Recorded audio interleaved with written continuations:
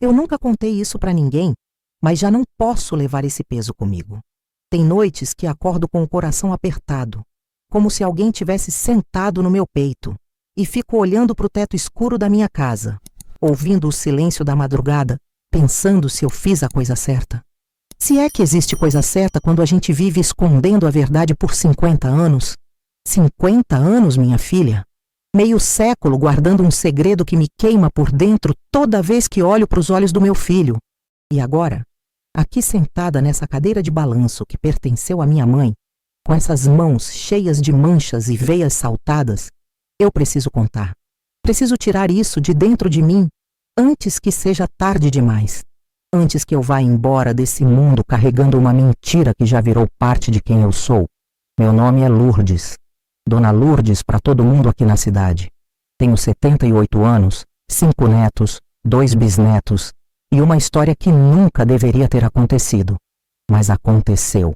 E eu vivi com ela todos esses anos fingindo que tudo estava bem. Fingindo que eu era apenas uma mulher comum, uma esposa dedicada, uma mãe exemplar. Mas por trás desse rosto enrugado, dessa voz cansada, existe uma mulher que cometeu um erro que virou gente. Um erro que eu amo mais que a minha própria vida. Era dezembro de 1972. Eu tinha 25 anos, acabada de fazer no mês anterior, e o calor daquele verão mineiro era de derreter os ossos. A cidade onde eu morava, aqui no interior de Minas Gerais, era dessas pequeninas onde todo mundo conhece todo mundo, onde a gente não precisa trancar a porta de casa, onde as notícias correm mais rápido que o vento que desce da serra. Eu era casada havia 3 anos com o Antônio, um homem bom, trabalhador, que tinha herdado do pai dele uma mercearia na praça principal. A gente morava nos fundos da loja, numa casinha simples, mas arrumadinha, com varanda de madeira pintada de azul e um quintal cheio de pés de manga e goiaba. O Antônio era o tipo de homem que todo pai quer para a filha. Sério, responsável, que não bebia mais que uma cerveja nos domingos, que ia à missa todo fim de semana, que tratava a mãe com respeito e a esposa com carinho. Ele me dava tudo o que eu precisava. Comida na mesa, roupa lavada, teto sobre a cabeça, respeito na comunidade. Mas tinha uma coisa que ele não conseguia me dar. E eu nem sabia que eu precisava até sentir. Paixão. Aquele frio na barriga. Aquele desejo que faz a gente esquecer do mundo. Aquela sensação de estar viva de verdade. Com o Antônio era tudo. Previsível, seguro, confortável. Mas sem aquele brilho que a gente vê nos olhos de quem está apaixonado de verdade. Eu acordava todo dia às 5 da manhã, acendia o fogão a lenha, coava o café, fazia o pão de queijo que a gente vendia na mercearia. O cheiro do café misturado com a fumaça da lenha enchia a casa inteira. E eu gostava daquilo. Gostava da rotina, da previsibilidade. Ou pelo menos era isso que eu dizia para mim mesma. Depois do café, eu ia para o balcão, atendia os clientes, anotava as compras fiado no caderninho preto que a gente guardava embaixo do balcão, sorria para todo mundo, perguntava da família, comentava o tempo. Era uma vida boa, uma vida honesta, uma vida que deveria ter sido suficiente, mas não era. Eu não sabia disso até aquela tarde de dezembro, quando o Renato apareceu na porta da mercearia, com uma mala velha de couro na mão e um olhar cansado de quem tinha acabado de descer do ônibus que vinha de São Paulo. Ele era primo distante do Antônio, filho de um tio que tinha ido tentar a sorte na capital nos anos 50 e nunca mais tinha voltado. Eu conhecia o Renato só de fotografias que a sogra mostrava às vezes, falando com orgulho do sobrinho que tinha estudado, que trabalhava num escritório, que vivia na cidade grande. Mas a pessoa que entrou na mercearia naquela tarde não parecia nada com o rapaz bem vestido das fotos. Ele estava magro, com a barba por fazer, os olhos fundos, a camisa amarrotada. Parecia um homem que tinha perdido algo importante e ainda não sabia como viver sem aquilo. Antônio ficou tão feliz em ver o primo que largou tudo, fechou a mercearia mais cedo e insistiu para que ele ficasse lá em casa pelo tempo que precisasse. Eu preparei o quarto dos fundos, coloquei lençóis limpos na cama, deixei uma toalha dobrada na cadeira. E quando ele me agradeceu, Nossos olhos se encontraram pela primeira vez de verdade, e eu senti algo estranho no peito. Uma coisa que eu não conseguia nomear. Uma coisa que eu deveria ter ignorado. Nos primeiros dias eu evitava ficar sozinha com ele. Ficava ocupada na cozinha, na mercearia, no quintal estendendo roupa. Mas numa casa pequena, não tem como fugir para sempre. E o Renato tinha um jeito gentil de aparecer nos momentos certos, de oferecer ajuda, de puxar conversa. Ele falava diferente, usava palavras que eu nunca tinha ouvido, contava histórias de São Paulo que pareciam filmes de cinema. Me falou de restaurantes onde a gente pagava só para sentar e alguém trazia a comida pronta, de prédios tão altos que a gente precisava dobrar o pescoço para ver o topo, de cinemas com poltronas de veludo vermelho onde passavam filmes coloridos de amor e aventura. Eu ficava ouvindo, com as mãos mergulhadas na água da bacia onde eu lavava a louça, e pela primeira vez na minha vida eu senti vontade de estar em outro lugar, de ser outra pessoa, de viver uma vida diferente daquela que eu tinha escolhido, ou que tinha sido escolhida para mim. Não que eu não amasse o Antônio. Eu amava, mas era um amor manso, tranquilo, sem sobressaltos. E o que eu estava começando a sentir pelo Renato era o oposto de tudo isso. Era fogo, era medo, era desejo misturado com culpa. Ele ficava na varanda à tarde, quando o Antônio estava na mercearia atendendo a correria do fim do dia. Ficava lá sentado numa cadeira de madeira, fumando um cigarro, olhando o movimento da rua. E eu sempre inventava uma desculpa para passar por ali. Às vezes levava um café, às vezes um copo d'água gelada, às vezes só ia varrer a varanda que já estava limpa. E a gente conversava, sobre tudo e sobre nada. Ele me contou que tinha se separado da noiva há 2 meses, que ela tinha conhecido outro homem, alguém mais rico, com mais futuro. Me contou que tinha vindo para a cidade para esquecer, para curar a ferida, para tentar entender o que fazer com a vida. E eu? Eu contei coisas que nunca tinha contado para ninguém, que às vezes eu me sentia sozinha mesmo com a casa cheia de gente, que às vezes eu olhava para as montanhas ao longe e me perguntava o que tinha do outro lado, que às vezes eu sentia que a minha vida já estava toda decidida e que eu era só uma espectadora, vendo os dias passarem sem participar de verdade. Foi numa tarde de janeiro, com o céu carregado de nuvens pesadas que prometiam chuva, mas não caíam, que aconteceu pela primeira vez. O Antônio tinha ido para a cidade vizinha buscar mercadoria e ia demorar o dia todo.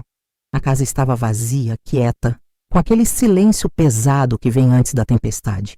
Eu estava na cozinha fazendo doce de leite, mexendo a panela no fogo baixo, quando senti a presença dele atrás de mim. Não precisei me virar para saber que era o Renato. Eu sentia o cheiro do cigarro dele, o som da respiração. E quando ele colocou a mão no meu ombro devagar, como quem pede permissão, eu não me afastei. Eu deveria ter me afastado, mas não me afastei.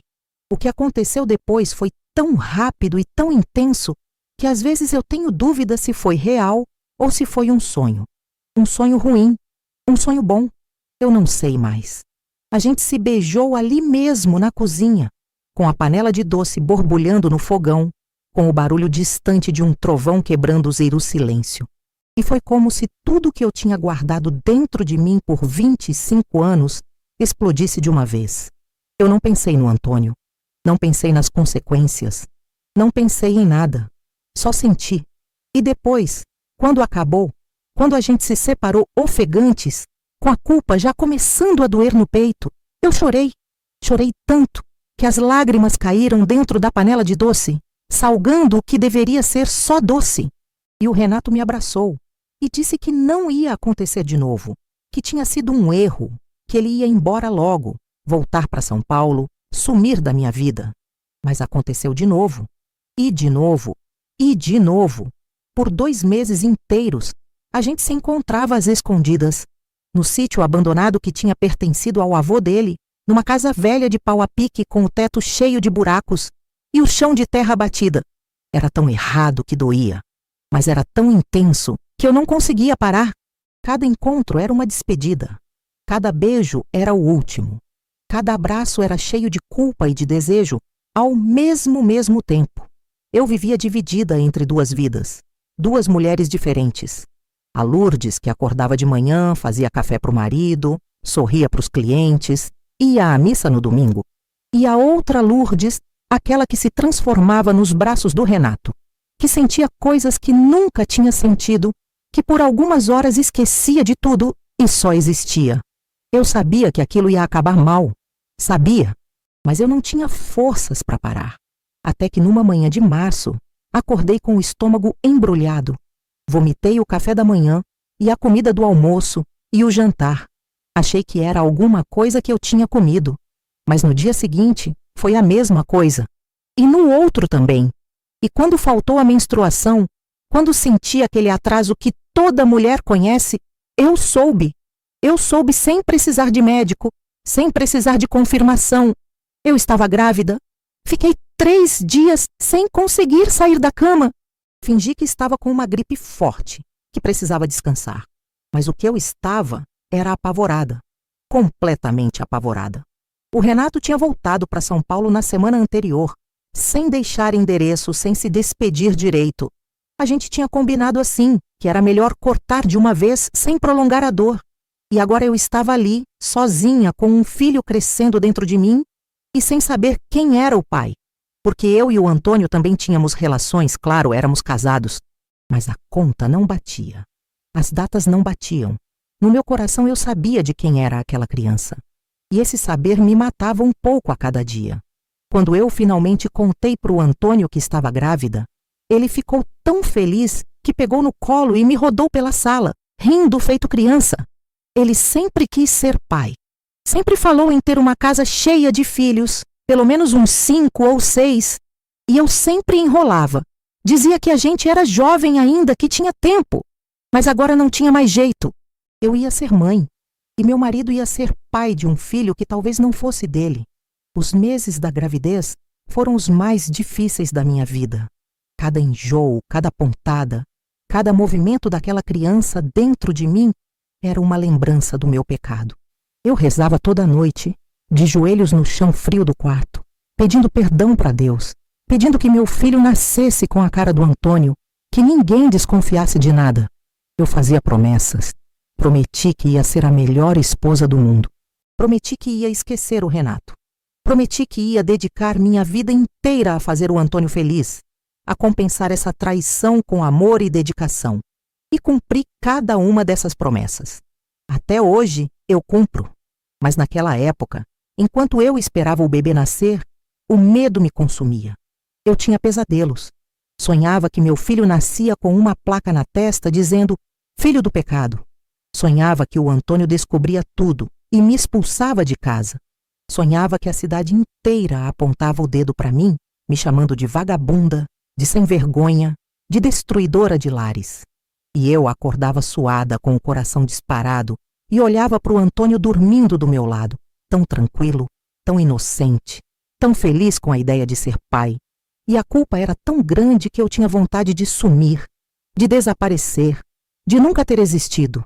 Minha irmã Dalva foi a única que desconfiou. A gente sempre foi muito próxima, crescemos dividindo o mesmo quarto, as mesmas roupas, os mesmos segredos. Ela me conhecia melhor que ninguém.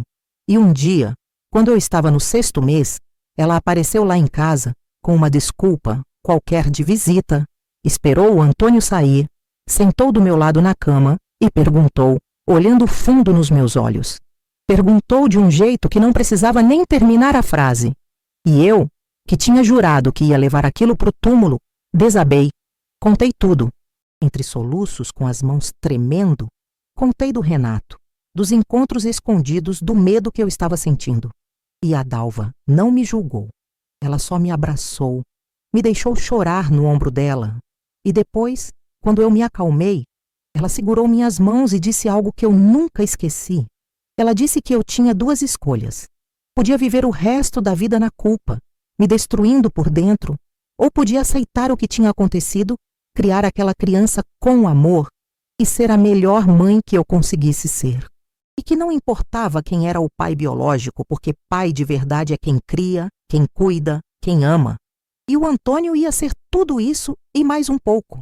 Mas ela também me avisou. Disse que um dia eu ia ter que contar a verdade. Não necessariamente para o Antônio, mas para o meu filho, quando ele crescesse. Porque todo mundo tem direito de saber de onde veio. E eu concordei na hora, com a cabeça cheia de hormônios e medo, pensando que, quando chegasse a hora, eu ia saber o que fazer. Mas eu nunca soube. E nunca contei. O Paulinho nasceu numa manhã de agosto de 1973. Foi parto normal, demorado, doloroso. Eu fiquei quase 20 horas em trabalho de parto, gritando, suando, rezando. E quando eles colocaram aquele bebê recém-nascido no meu peito, ainda todo molhado e chorando, a primeira coisa que eu fiz foi olhar para a carinha dele, procurando algum traço do Renato. E sabe o que eu vi? Eu vi meu pai, que tinha morrido quando eu tinha 15 anos. Vi os olhos claros da minha família, o queixo quadrado que vinha do lado materno, o cabelo liso e fininho que era igualzinho ao meu quando eu nasci. Não vi nada do Renato, nada do Antônio também, para falar a verdade. Mas bebê recém-nascido é tudo parecido, enrugado, vermelho. Ainda não dá para saber com quem vai ficar parecendo. Os primeiros dias no hospital foram uma tortura. Cada visita era um suplício. A sogra chegava perto do berço e dizia que o neto era a cara do filho dela. A mãe do Antônio, uma senhora gorda e falante que não parava quieta um minuto, ficava mostrando fotos antigas do marido dela quando bebê, dizendo que o Paulinho era idêntico. E todo mundo concordava. Todo mundo via o que queria ver. E o Antônio? O Antônio estava radiante. Passeava pelos corredores do hospital com o filho no colo, mostrando para todo mundo com aquele sorriso largo de orelha a orelha, com os olhos brilhando de orgulho. E eu fingia que estava feliz. Fingia que estava tudo bem. Mas por dentro eu me sentia a pior pessoa do mundo. Quando a gente voltou para casa, comecei aquela rotina exaustiva de mãe de primeira viagem. Amamentação de 3 em 3 horas, fraldas de pano para lavar, noites sem dormir, cólicas, choros intermináveis. E no meio dessa loucura toda, eu ficava observando meu filho, procurando sinais, procurando pistas. Será que o nariz era igual ao do Renato? Será que a boca tinha o formato dos lábios dele? Será que quando ele crescesse, ia ficar parecido com aquele homem que eu tinha amado em segredo e que agora estava longe, vivendo a vida dele em São Paulo, sem nem saber que tinha um filho no mundo? Mas conforme os meses foram passando, conforme o Paulinho foi crescendo, ficou cada vez mais claro que ele tinha puxado ao lado da minha família. O cabelo continuou liso e castanho claro, os olhos ficaram naquele tom azulado esverdeado que vinha da minha avó alemã. A pele clarinha queimava fácil no sol. E o Antônio? O Antônio nunca desconfiou de nada, nem por um segundo. Ele via aquele menino como a extensão dele mesmo, como a prova viva do amor dele por mim, como a realização do sonho dele de ser pai. E eu aprendi a viver com a mentira. Porque mentira também é isso, entende? A gente pensa que mentira é só quando a gente fala uma coisa que não é verdade. Mas mentira também é ficar calada quando deveríamos falar.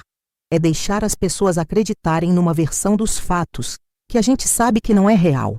É viver uma vida inteira representando um papel, fingindo ser alguém que a gente não é. E eu fui ficando boa nisso. Fui virando uma atriz profissional da minha própria vida. Acordava todo dia e vestia a fantasia da esposa dedicada, da mãe exemplar, da mulher honesta e trabalhadora. E todo mundo acreditava. Até eu mesma, às vezes, quase acreditava. O Paulinho cresceu num lar cheio de amor. Disso eu não tenho dúvida. O Antônio era o pai mais presente que alguém poderia ter.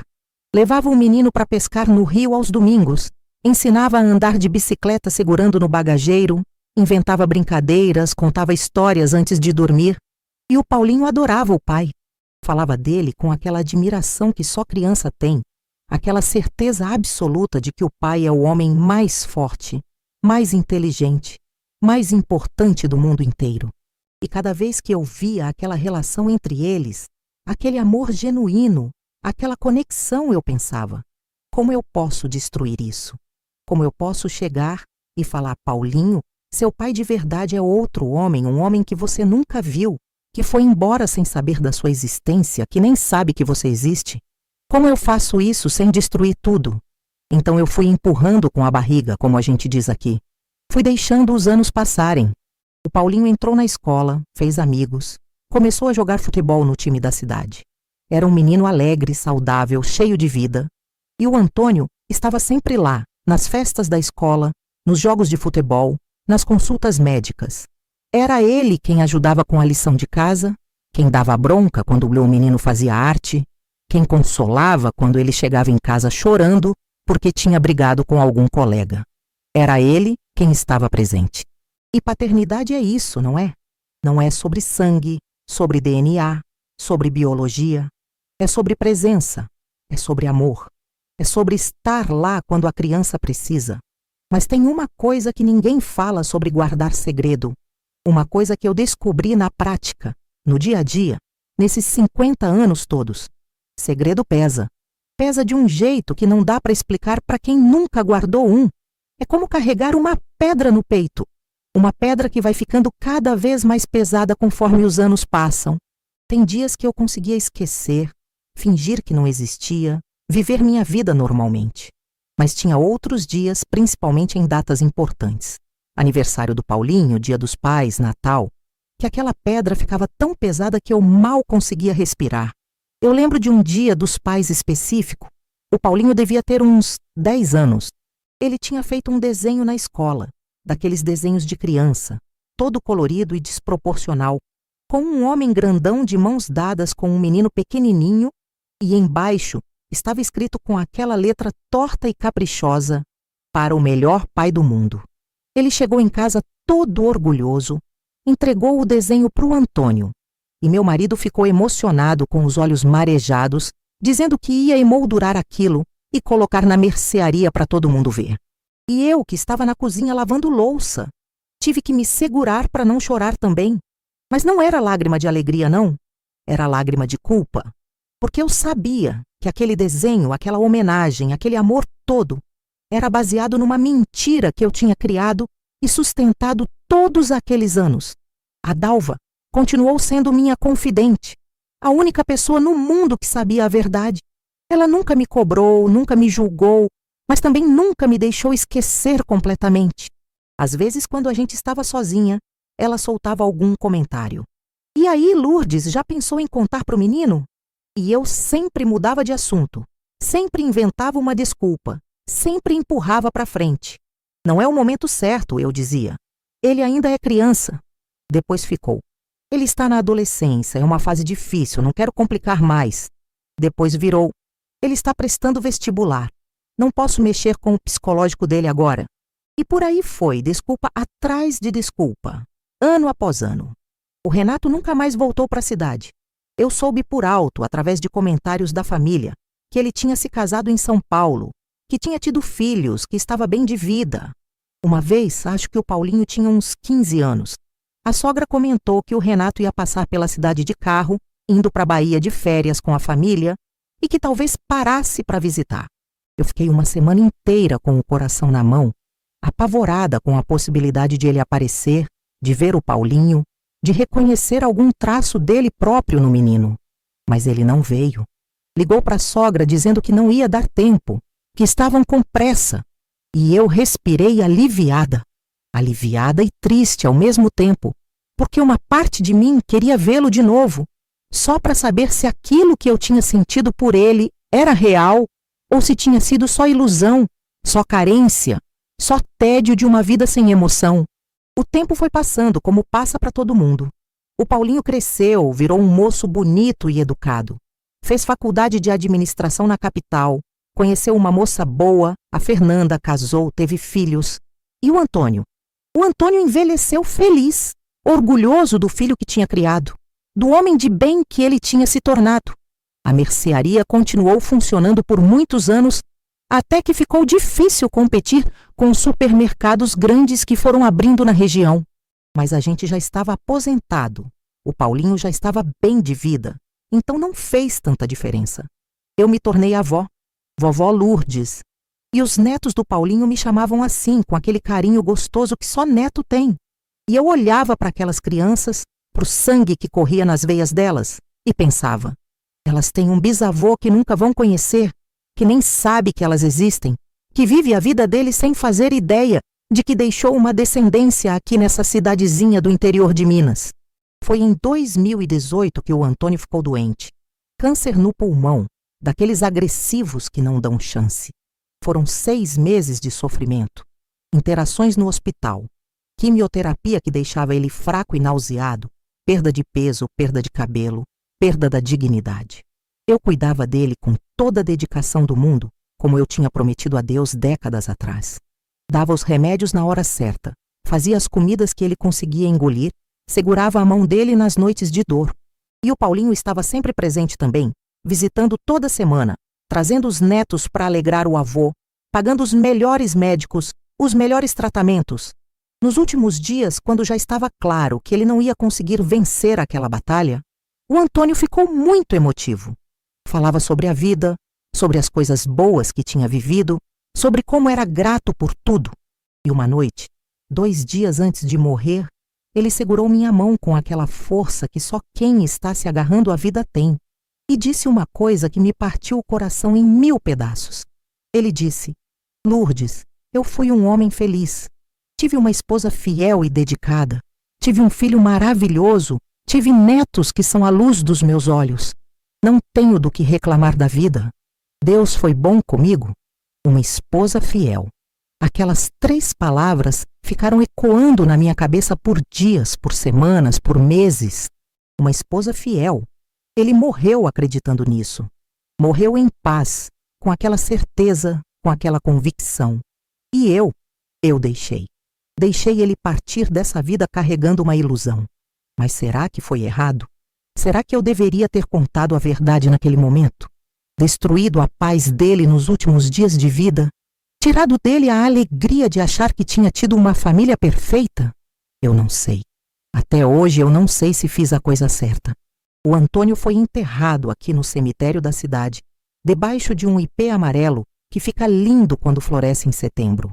E naquele dia, com o caixão sendo baixado na terra, com o padre rezando as orações de despedida, com o Paulinho chorando copiosamente ao meu lado, eu fiz uma promessa silenciosa. Prometi que ia levar aquele segredo comigo para sempre, que já que o Antônio tinha morrido sem saber, não fazia mais sentido contar. Que eu ia proteger aquela memória dele, aquela imagem de família perfeita que ele tinha levado para a cova.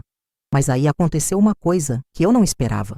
Com a morte do Antônio, com aquele vazio enorme que ficou na casa, eu comecei a pensar mais na minha própria morte. Eu já estava com 73 anos, não era mais nenhuma mocinha. Quanto tempo eu ainda tinha? 5 anos? 10? E depois que eu morresse, o que ia acontecer com aquele segredo? Ele ia morrer comigo? Ou pior, ele ia ser descoberto depois, quando eu não estivesse mais aqui para explicar, para pedir perdão, para dar contexto? Porque veja bem, hoje em dia tem esses testes de DNA que a gente faz pela internet. Manda uma amostra de saliva pelo correio e eles te dizem de onde você veio, quem são seus parentes distantes, essas coisas todas. E se um dia o Paulinho resolver fazer um desses testes, por curiosidade, e se ele descobrir que o DNA dele não combina com o do pai que criou ele, como é que eu vou explicar isso de lá de dentro do caixão? E tem outra coisa também. Uma coisa que a Dalva me fez pensar. Ela disse que eu tenho sido egoísta todos esses anos. Que eu guardei o segredo não para proteger o Paulinho ou o Antônio, mas para me proteger. Para não ter que enfrentar as consequências. Para não ter que lidar com a raiva, com a decepção, com o possível fim da relação. Que eu escondi a verdade, porque era mais confortável para mim viver na mentira do que enfrentar a realidade. E talvez ela tenha razão. Talvez eu tenha sido covarde esse tempo todo. O Paulinho hoje tem 52 anos. É um homem maduro, bem-sucedido, feliz, tem a vida dele estabelecida, a família dele estruturada. Será que eu tenho o direito de bagunçar tudo isso agora? De chegar e falar: filho, senta aqui que eu preciso te contar uma coisa? Será que a verdade sempre liberta como todo mundo diz? Ou será que às vezes a verdade só destrói? Eu fico imaginando como seria essa conversa. Eu chegar na casa dele, pedir pra gente ficar sozinho e começar a falar. Paulinho, você sabe que eu sempre te amei muito, né? Você foi a melhor coisa que aconteceu na minha vida. E ele ia concordar, sem entender onde eu quero chegar. E aí eu ia respirar fundo e soltar. Mas tem uma coisa que eu nunca te contei. Uma coisa sobre o seu nascimento. E eu ia ver o rosto dele mudando, a confusão surgindo nos olhos dele, e aí não teria mais volta. As palavras iam sair da minha boca e não ia ter como colocar de volta. O Antônio não era seu pai biológico. Como é que essas palavras soariam? Como é que seria a reação dele? Ele ia gritar? Ia chorar? Ia me abraçar? Ou ia me expulsar da casa dele? Ia me perdoar ou ia me odiar pro resto da vida? Ia querer saber detalhes ou ia pedir para eu nunca mais tocar no assunto? E os netos? Eles iam passar a me ver diferente? A vovó Lourdes, que eles conheciam, ia deixar de existir. E no lugar ia aparecer uma mentirosa, uma adúltera, uma mulher que enganou o marido e o filho a vida inteira? E o Renato? Será que ele ainda está vivo? Será que eu deveria tentar encontrar ele, contar para ele que tem um filho? Mas para quê? Ele tem a vida dele, a família dele. Vai fazer 52 anos que a gente se viu pela última vez. A gente mal se conhece mais. O que tinha entre a gente foi intenso, mas foi breve. Foi real, mas foi errado. E não dá para construir nada em cima de erro. Tem noites que eu fico pensando se o Antônio sabia. Se no fundo, lá no cantinho mais secreto do coração dele, ele desconfiava de alguma coisa. Homem tem intuição também, por mais que não admitam. Será que ele viu alguma coisa naquela época? Algum olhar diferente entre mim e o Renato? Alguma mudança no meu comportamento? E se ele sabia, por que nunca falou nada? Será que ele também guardou o segredo? Será que ele decidiu amar o Paulinho de qualquer jeito, independente de quem era o pai biológico? Será que o amor dele era tão grande que ele escolheu ignorar, perdoar, aceitar? Eu nunca vou saber a resposta para essas perguntas. O Antônio levou os segredos dele para a tumba, assim como eu pretendo levar os meus. Ou pretendia, porque agora eu estou aqui, aos 78 anos, finalmente tendo coragem de falar. Não para o Paulinho ainda, não diretamente. Mas falando assim, para quem estiver me ouvindo, desabafando esse peso que carrego no peito há meio século. Sabe o que é mais doloroso nisso tudo? Não é a culpa pelo que eu fiz com o Antônio. Não é o medo de perder o amor do meu filho. É a solidão. É viver uma vida inteira sem poder ser completamente honesta com ninguém. É ter que medir cada palavra, cada gesto, cada expressão. É ter que fingir que está tudo bem quando por dentro você está se despedaçando. É acordar todo dia e colocar uma máscara que vai ficando cada vez mais pesada conforme os anos passam. E tem outra coisa que dói também. É saber que eu roubei do Paulinho o direito de conhecer suas origens verdadeiras. Porque a identidade importa, entende? Saber de onde a gente vem, quem são nossos ancestrais, que sangue corre nas nossas veias. E eu tirei isso dele. Tirei o direito dele de conhecer o pai biológico, de talvez ter irmãos que ele não sabe que existem, de entender melhor quem ele é. Fiz isso por medo, por covardia, por egoísmo. A Dalva faleceu ano passado. Infarto fulminante, dormiu e não acordou. Foi rápido, sem sofrimento, como todo mundo gostaria de ir. Mas quando ela se foi, levou com ela a única pessoa no mundo que conhecia meu segredo. E sabe o que é mais estranho? Quando ela morreu, eu me senti ainda mais sozinha. Porque mesmo que a gente não falasse muito sobre o assunto, eu sabia que tinha alguém que me conhecia de verdade, que sabia da minha história completa, da minha verdade inteira. E agora não tem mais ninguém. Agora sou só eu e esse segredo que vai ficando cada vez mais pesado conforme eu vou ficando mais velha e mais fraca. Outro dia eu estava olhando fotos antigas. Tenho uma caixa de sapatos cheia delas, fotografias em preto e branco, algumas já amareladas pelo tempo. Eu jovem com o vestido de noiva, de braço dado com o Antônio. O Paulinho bebê, no colo do pai, os dois sorrindo para a câmera. O primeiro dia de aula do menino com a mochila nas costas e o uniforme impecável. O casamento dele com a Fernanda, todo mundo feliz, celebrando. Os netos nascendo, crescendo. Uma vida inteira, registrada em fotografias. E eu olhando para aquelas imagens, para aqueles momentos congelados no tempo e pensando, tudo isso é real? Ou tudo isso foi construído em cima de uma mentira? Porque o amor que eu sinto pelo Paulinho é real. Disso eu não tenho dúvida. Desde o momento que ele nasceu, desde que eu segurei ele no colo pela primeira vez, eu soube que amaria aquela criança mais que tudo no mundo. E esse amor nunca mudou, nunca diminuiu. Só cresceu conforme ele foi crescendo. Cada sorriso dele era minha alegria. Cada conquista dele era minha vitória. Cada dor dele era minha dor também. Eu dei minha vida por ele. Me dediquei completamente a ser a melhor mãe que eu conseguia ser. E ele sabe disso. Ele sempre soube que era amado. Sempre soube que era desejado. Sempre soube que era importante. Então será que o resto importa? Será que quem é o pai biológico faz alguma diferença diante de tanto amor? Mas aí eu penso na verdade, na importância dela, na necessidade dela. E me pergunto, quem sou eu para decidir o que o meu filho pode ou não saber sobre a própria vida? Quem sou eu para roubar dele esse conhecimento, essa informação, essa verdade?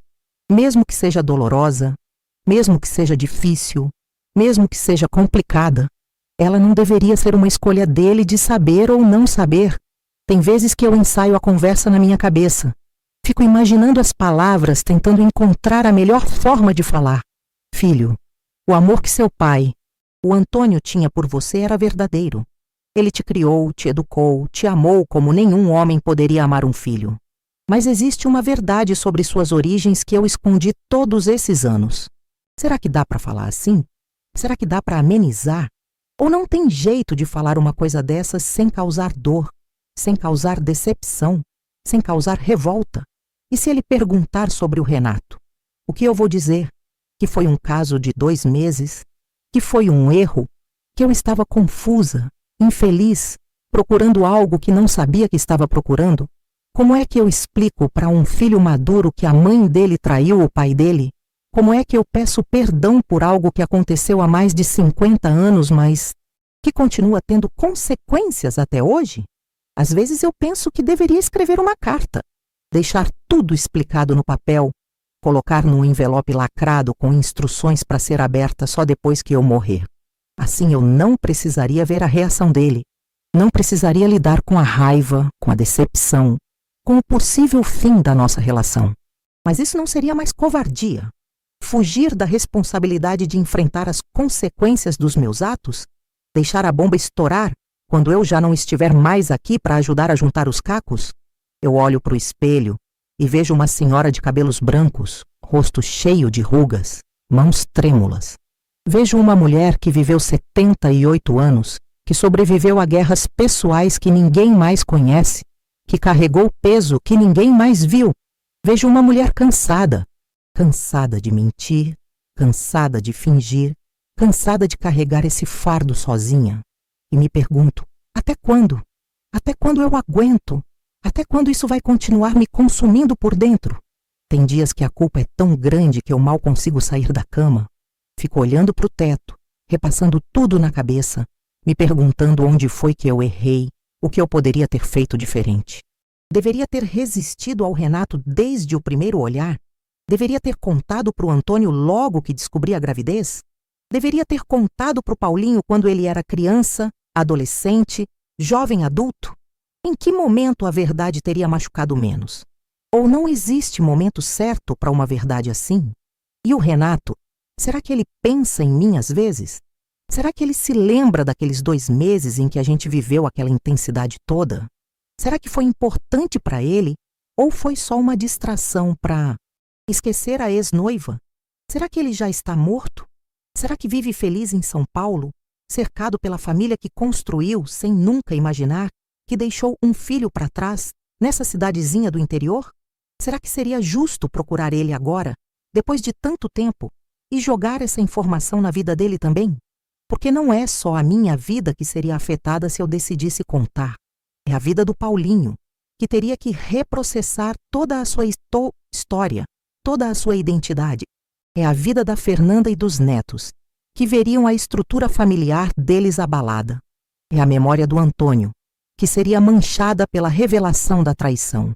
É a vida do Renato, caso ele ainda esteja vivo, que descobriria que tem um filho de mais de 50 anos que nunca conheceu. É muita gente envolvida. É muita vida que seria mexida. E tudo isso por causa de uma escolha errada que eu fiz há mais de meio século. Mas será que foi tão errada assim? Quer dizer, obviamente, que trair o marido foi errado. Isso eu não questiono. Mas o resultado desse erro foi o Paulinho. Um homem bom, honesto, trabalhador, pai dedicado, filho amoroso. Se eu pudesse voltar no tempo e mudar as coisas, o Paulinho não existiria. E eu não consigo imaginar um mundo sem ele. Não consigo imaginar minha vida sem ter sido mãe dele. Então fico nesse lugar estranho, de me arrepender do erro, mas não me arrepender da consequência. De saber que fiz uma coisa terrível, mas que resultou na coisa mais preciosa da minha vida. A vida é complicada demais para caber em caixinhas de certo e errado, não é? A gente quer acreditar que tudo é preto no branco, que tem os bons e os maus, que tem as decisões certas e as erradas. Mas a verdade é que a gente vive na zona cinza. Aquele lugar onde as coisas são complicadas, onde não tem resposta fácil, onde a gente faz o melhor que pode com as informações e os recursos que tem no momento. Quando eu tinha 25 anos, eu estava infeliz num casamento sem paixão. Isso não justifica o que eu fiz, mas explica. Eu estava procurando algo, alguma emoção, alguma intensidade, alguma prova de que eu estava viva de verdade. E quando o Renato apareceu, quando ele me olhou daquele jeito, quando ele me fez sentir coisas que eu nunca tinha sentido, eu não tive forças para resistir. Eu era jovem, era inexperiente, era ingênua.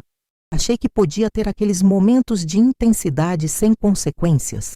Achei que podia guardar aquilo como um segredo apenas meu, que ninguém ia se machucar se ninguém soubesse. Eu estava errada. As consequências vieram. E eu venho pagando por elas há 50 anos. Mas sabe o que é mais estranho? Apesar de toda a culpa, apesar de todo o sofrimento, apesar de todas as noites sem dormir e todos os dias fingindo que estava tudo bem, eu não consigo me arrepender completamente.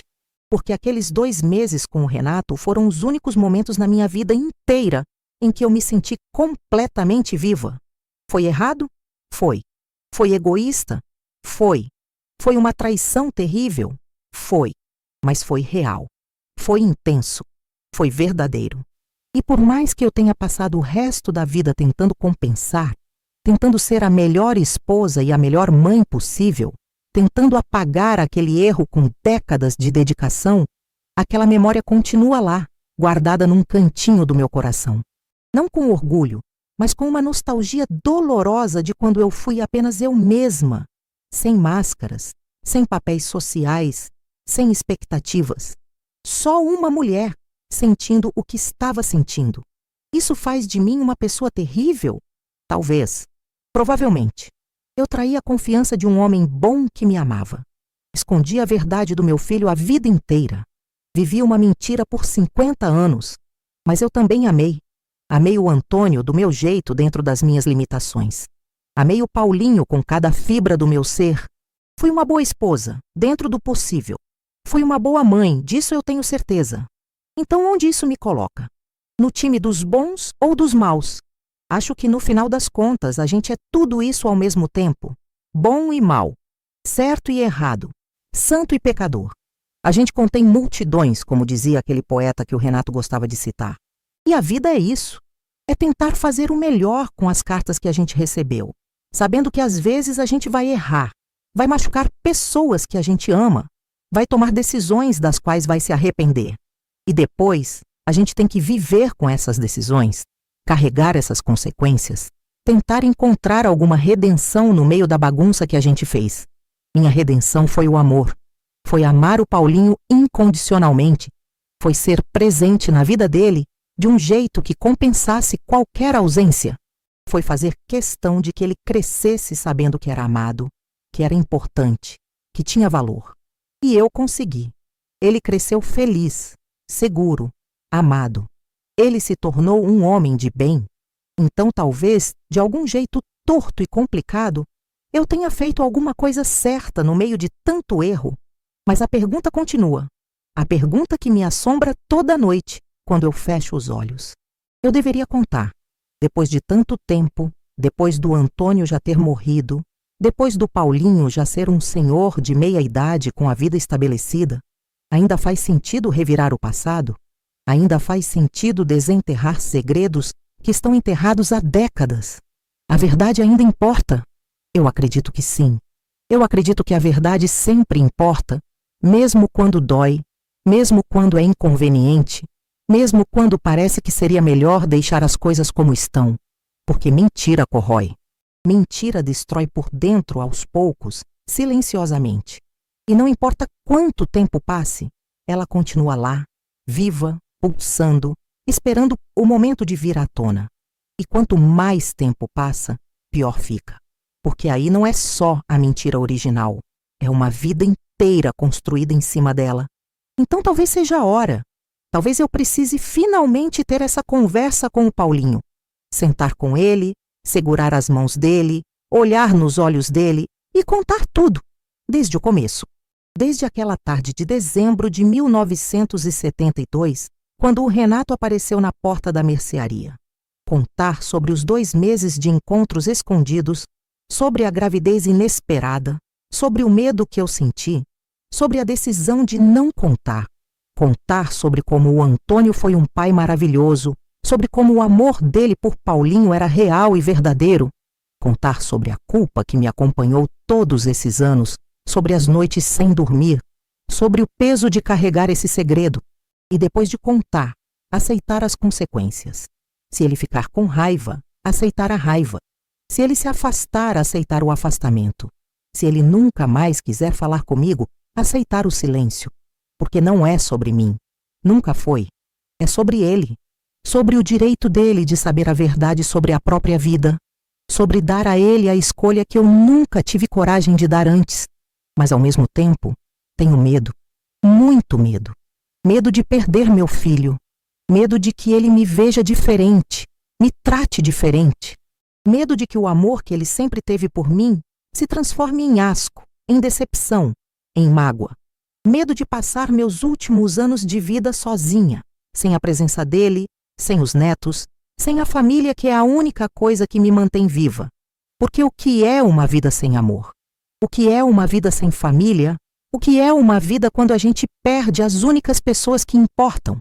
Então fico aqui, nessa cadeira de balanço, balançando para frente e para trás, tentando juntar coragem, tentando encontrar as palavras certas, tentando decidir se vou levar esse segredo comigo para a sepultura ou se vou finalmente libertá-lo, mesmo que isso signifique destruir tudo que construí ao longo de uma vida inteira.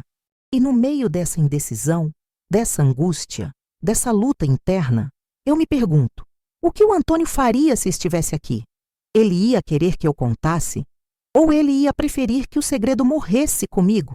Que a imagem de família perfeita que ele tinha fosse preservada para sempre? Eu nunca vou saber. Só posso imaginar. E na minha imaginação, eu vejo ele sentado ao meu lado, com aquele jeito calmo que ele sempre teve, segurando minha mão e dizendo o que ele sempre dizia quando eu estava aflita com alguma coisa. Lourdes, você conhece seu coração? Faça o que seu coração mandar. Mas meu coração está dividido. Uma parte dele quer a libertação que só a verdade pode trazer. Quer parar de fingir, parar de carregar esse peso, parar de olhar para o Paulinho e sentir aquela pontada de culpa. Quer ser honesta finalmente, depois de tantos anos de mentira. Quer arriscar tudo pela possibilidade de ter uma relação verdadeira com meu filho, mesmo que seja só nos últimos anos da minha vida. Mesmo que seja doloroso, mesmo que seja difícil, mas a outra parte do meu coração tem medo de perder tudo, tem medo de machucar as pessoas que eu amo, tem medo de descobrir que algumas verdades não deveriam ser ditas, que alguns segredos deveriam permanecer enterrados, que algumas mentiras são necessárias para manter a paz, a harmonia, a estrutura familiar. Tem medo de que contar a verdade não traga libertação, mas destruição. E assim eu fico, presa entre essas duas partes de mim mesma, sem conseguir decidir qual caminho seguir. Contar ou não contar. Libertar o segredo ou levar ele comigo. Arriscar tudo pela verdade ou proteger a mentira até o fim. Não tem resposta fácil. Não tem manual de instruções. Não tem ninguém que possa decidir por mim. O que eu sei é que o tempo está passando. Eu já tenho 78 anos. Quantos anos me restam? 5? 10? Menos que isso? E a cada dia que passa, a urgência aumenta, porque se eu for embora sem contar, o segredo morre comigo. E talvez isso seja o melhor. Ou talvez seja a maior covardia de todas. Eu sinceramente não sei. O que eu sei é que esse peso no peito continua. Essa pedra que eu carrego há 50 anos não ficou mais leve com o tempo. Ficou mais pesada. Muito mais pesada. E tem dias que eu mal consigo respirar embaixo desse peso. Tem dias que eu acordo e penso, hoje é o dia, hoje eu vou contar. Mas aí o dia passa e eu não conto. E a noite chega e eu vou dormir com o segredo ainda guardado, ainda pesando, ainda corroendo. Será que eu vou morrer assim? Será que vou passar meus últimos dias, meus últimos momentos, ainda carregando isso? Será que no leito de morte, quando estiver quase partindo, vou finalmente ter coragem de chamar o Paulinho e contar tudo? Ou vou fazer como o Antônio, vou partir em paz, sem revelar, sem confessar, sem limpar minha consciência? Não sei. Eu honestamente não sei. O que eu sei é que estou cansada. Cansada de guardar. Cansada de fingir. Cansada de carregar. E que talvez, só talvez, falar sobre isso aqui, com você que está me ouvindo, seja o primeiro passo. Seja uma forma de testar as palavras, de ver como elas soam quando saem da minha boca. De me preparar, quem sabe, para a conversa mais difícil da minha vida. Porque se tem uma coisa que esses 78 anos me ensinaram, é que a vida é curta demais para viver na mentira. É curta demais para carregar pesos desnecessários. É curta demais para morrer com as palavras presas na garganta, com as verdades não ditas, com os arrependimentos acumulados. E que talvez, no final das contas, a coragem não seja não ter medo. A coragem seja ter medo e fazer assim mesmo. Seja ter medo de perder tudo e arriscar mesmo assim. Seja ter medo da verdade e contá-la mesmo assim. Então fica aqui minha confissão. Meu segredo que não é mais só meu, agora que eu dividi com você. Meu fardo que ficou um pouquinho mais leve só de colocar em palavras. Minha história complicada, cheia de erros e de amor, de culpa e de dedicação, de mentira e de verdade. Minha vida com todas as suas imperfeições, com todas as suas contradições, com toda a sua humanidade. E agora? Agora eu não sei. Talvez eu tenha coragem de falar com o Paulinho. Talvez não. Talvez eu encontre forças para finalmente me libertar desse peso. Talvez eu decida que é melhor deixar as coisas como estão. Só o tempo vai dizer. Só meu coração vai saber quando chegar a hora. Mas uma coisa eu posso dizer com certeza.